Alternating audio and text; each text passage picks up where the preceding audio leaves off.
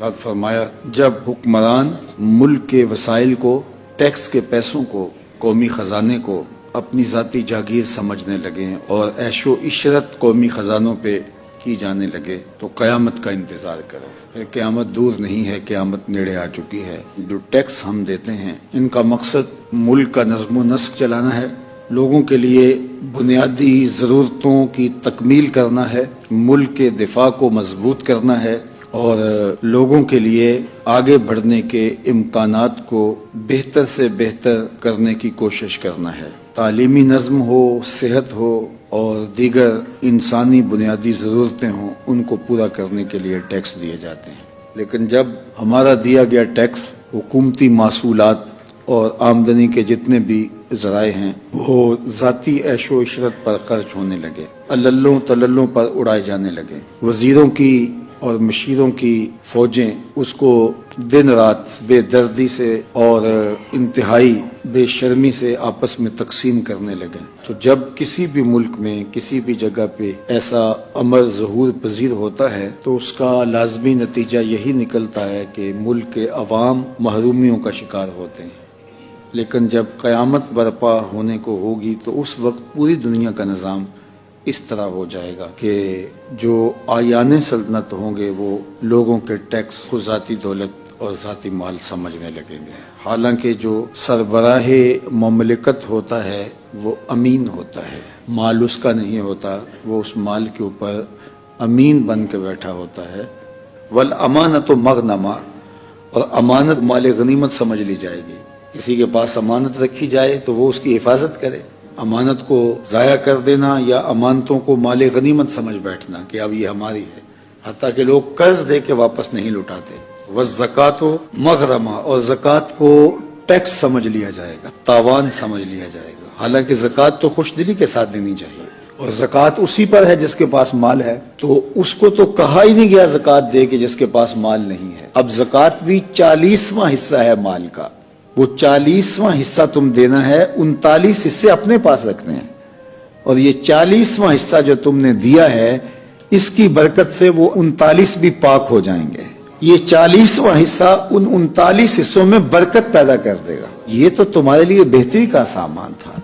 तो ये कुर्ब क़यामत के फितने हैं कि लोग ज़कात खुश दिली के साथ नहीं देंगे। फिर इरशाद फरमाया, वतउल्लिमा लिगैर दीन, और दीनी इल्म भी सीखा जाएगा दीन के लिए नहीं, दीन के अलावा किसी और मकसद के लिए, हुसूल ज़र के लिए, माल दौलत के लिए, लोगों में पजीराई हासिल करने के लिए, इज्जत और शोहरत कमाने के लिए, ताज़ीम व तौक़ीर हासिल करने के लिए। ये मिंबर व महराब की नौकरी ये अल्लाह की अता है। दीन सीखने वाले इस नीयत से सीखें कि हम इस पर अमल पैरा होंगे और अपनी जिंदगी को बेहतर करके अपने माद को और अपनी आखिरत को बेहतर करेंगे।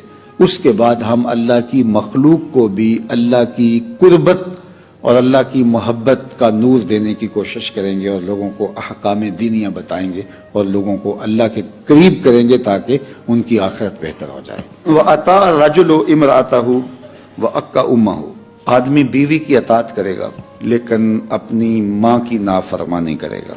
ये बात ज़हन में रखिए कि इफरात व तफरीत से हटकर एतदाल का रास्ता ही खैर का रास्ता है। कुछ लोग बीवी की अतात और फर्मा बरदारी में माँ को पसे पुश डाल देते हैं और वो घर में एक उज़्व मुअत्तल बन के रह जाती है, और कुछ लोग माँ की अतात और फर्मा बरदारी में, उसके अहकाम की बजा आवरी में और उसकी ताज़ीम, तौक़ीर और इज्जत बजा लाने में इस कदर आगे होते हैं कि बीवी घर के अंदर उज़्व मुअत्तल बन के रह जाती है और उसकी तहकीर भी की जाती है, तजलील भी की जाती है और उसको नज़रअंदाज भी किया जाता है। तो हमारा दीन हमें एतदाल की राहों पे गामजन रहने की तलकीन करता है कि हम दोनों को उनके मर्तबे और मुकाम पे रखें।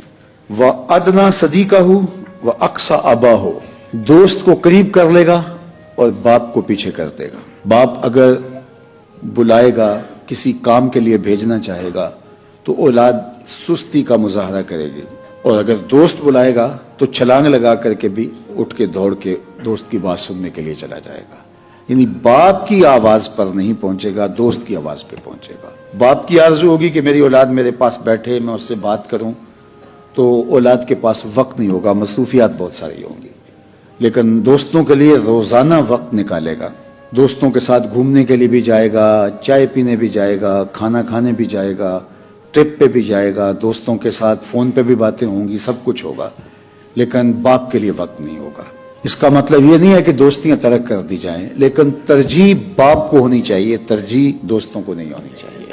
وظہرت الاصوات، اور فرمایا کہ آوازیں بلند ہوں گی فی المساجد، مسجدوں میں، ممبر و محراب سے شور و غل کی آوازیں لوگوں کو سنائی دیں گی۔